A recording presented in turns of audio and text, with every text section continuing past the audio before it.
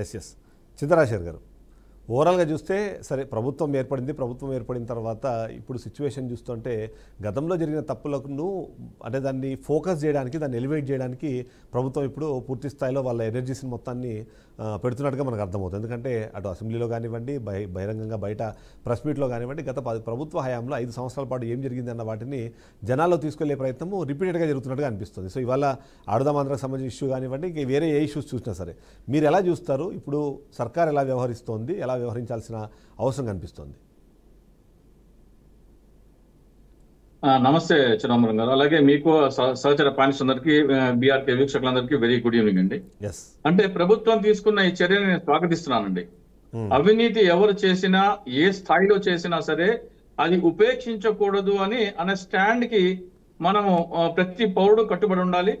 ఆడుదాం ఆంధ్ర అయినా సరే, ఏ అవినీతి అయినా సరే డెఫినెట్ గా దాని మీద విచారణ జరగాలి. దాంట్లో జరిగిన వాస్తవాలు ఏంటి అనేది బయటికి రావాలి. దోషులు శిక్షింపబడాలి, ప్రజాధనం కాపాడబడాలి. ఇది మెయిన్ డెమోక్రసీకి మూల స్తంభాలు. అలాగే మాలకొండే గారికి నేను ఒక చిన్న విజ్ఞప్తి చేస్తున్నాను. ఆయన బీజేపీ ప్రభుత్వము అరవింద్ కేజ్రీవాల్ గారు ఢిల్లీ లిక్కర్ స్కామ్ లో 664 కోట్ల రూపాయల స్కామ్ చేస్తే ముఖ్యమంత్రి అని కూడా ఉపేక్షించకుండా వాళ్ళందరి మీద విచారణ చేయించి, సిబిఐ ఈడీ విచారణ చేసి వాళ్ళందరినీ విచారణ కొనసాగుతుంది, జైల్లో కూడా పెట్టడం జరిగింది.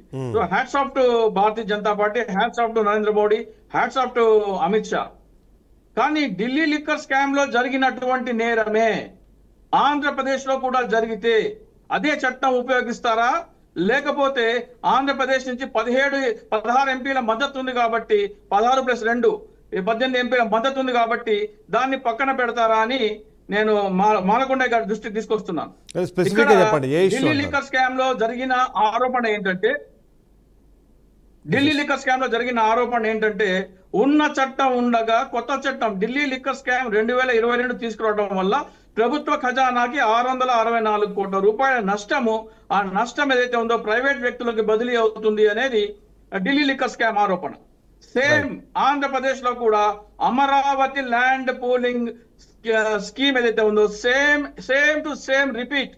2013 భూసేకరణ చట్టం ఉండగా లేదా మార్కెట్ కి విలువకి రెట్టింపు ఇచ్చే అవకాశం ఉండగా చంద్రబాబు నాయుడు గారు అవి ఉపయోగించకుండా ల్యాండ్ పూలింగ్ యాక్ట్ అని తీసుకురావడం వల్ల 2002 నుంచి 5 లక్షల కోట్ల రూపాయలు భూములు ఇచ్చిన రైతు, ప్రభుత్వ ఖజానాకి రావాల్సిన 2 నుంచి 5 లక్షల కోట్ల రూపాయలు భూములు ఇచ్చిన రైతులు కానీ, రైతులు ముసుగులో దూరిన రియల్టర్లు కానీ, లేకపోతే అసైన్డ్ భూములు అంటే ప్రభుత్వ ఆస్తిని సైతం హస్తగతం చేసుకొని ల్యాండ్ పూలింగ్ ఇచ్చిన దోషుల మీద సిబిఐ ఈడీ ఎంక్వైరీ వేస్తారా? లేకపోతే 18 ఎంపీల మద్దతు ఉంది కాబట్టి చూసి చూడనట్టు ఊరుకుంటారా? అక్కడ ఇంకో విషయం ఏంటంటే, ఇది ఇంత పెద్ద కేవలం 664 కోట్లకే అరవింద్ కేజ్రీవాల్ ని జైలుకి పంపితే ఇక్కడ ఆంధ్రప్రదేశ్ లో 2 నుంచి 5 లక్షల కోట్ల రూపాయల అవినీతి జరుగుతుంటే కేంద్ర ప్రభుత్వం బ్యాంక్ లోన్ ఇస్తుంది.